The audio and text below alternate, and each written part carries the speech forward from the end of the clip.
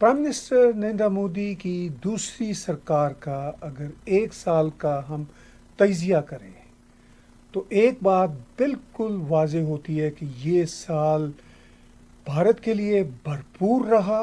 बहुत सा प्रेशर रहा, बहुत सारे काम हुए इस एक साल के दौरान। जो गुज़िश्ता 72 साल में काम ना हो सका वो था आर्टिकल 35A 370A का एबॉलिश होना, जो अपनी जगह पर बहुत ही बड़ा काम था। इसके साथ साथ भारत की धरती ने जो मुंतज़र सी 500 सालों से आलमोस्ट राम मंदिर के सिलसिला में किसी भी इंसाफ की, वो इंसाफ भी आया, वो फैसला भी हुआ और वो भारत की आवाम की उमंगों के मुताबिक हुआ। और एक और अहम पेशरफ्त हुई जब प्राइम मिनिस्टर नरेंद्र मोदी ने CAA का बिल टेबल किया और वो बाद में पार्लियामेंट से पास भी हुआ। उसके तहत जो परसिक्यूटेड माइनॉरिटीज़ हैं पाकिस्तान, अफ़गानिस्तान, बांग्लादेश में, चाहे वो सिख बरादरी हो, हिंदू बहन भाई हों, क्रिश्चियंस हों, पारसी हों, बौद्ध हों, जैन हों, उनको सिटीज़नशिप देने की बात की गई। मगर CAA की आड़ में बहुत ज़्यादा प्रोटेस्ट भी हुए।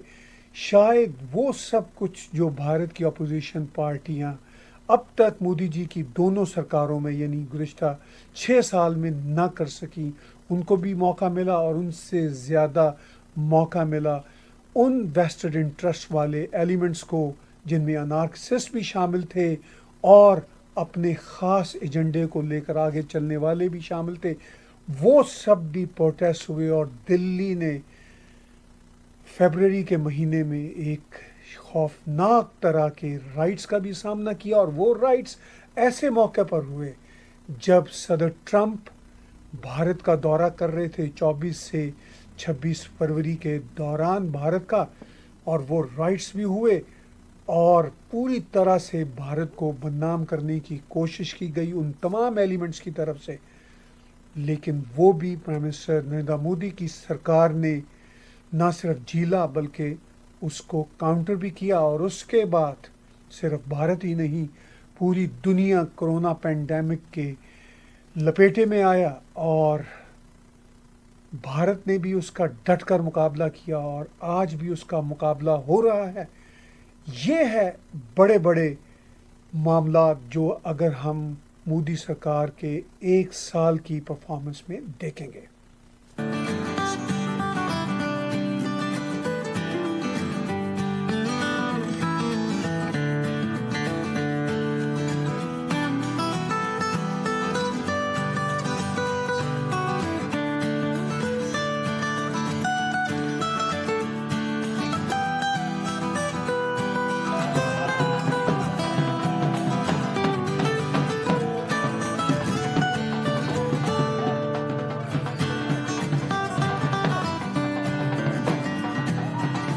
370 आज हटने से हमारा पूरा देश आजाद हो गया है। 370 से देश की इकोनॉमी आजाद हो गई है। देश का 370 हटने से जो मिलिटेंसी है वो खत्म हो गई है।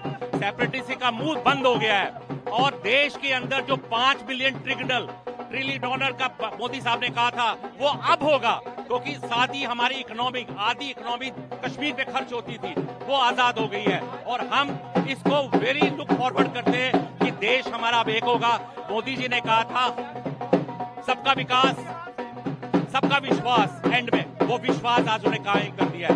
We congratulate parliament of India, we congratulate the Indian community and all कि वो इस चीज को अपनी असेंबली में उठाएं, अपनी असेंबली में देश के अंदर बात करें और देश को इसका महोत्सव बनाना चाहिए। जैसे दिवाली ईद महोत्सव बनता है, ऐसे 370 का भी महोत्सव बनना चाहिए।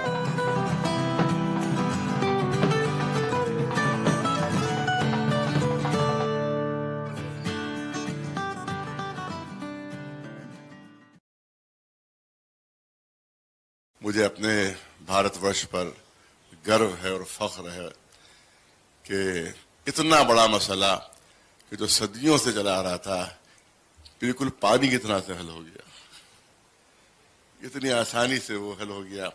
जहाँ 1 अरब 30 करोड़ की आबादी उसको कंट्रोल करना बहुत बड़ी बात थी।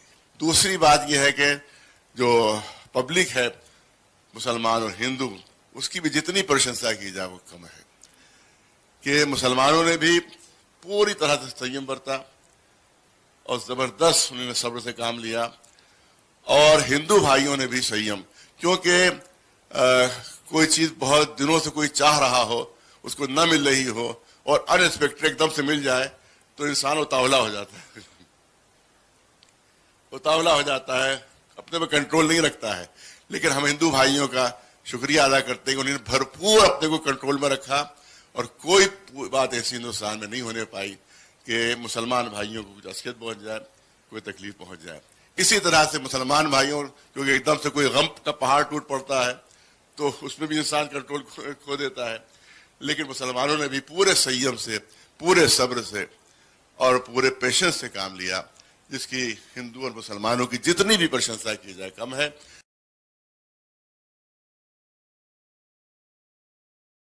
व्यूअर्स, आर्टिकल 370 और 35A का हटना कोई मामूली बात नहीं थी। ये एक ऐसा ख्वाब था जिसको भारतीय और ख़ास तौर पर कश्मीरी हिंदू एक अरसा दराज से देख रहे थे, और उनका ये ख्याल था कि ये कभी भी ख्वाब पूरा नहीं होगा।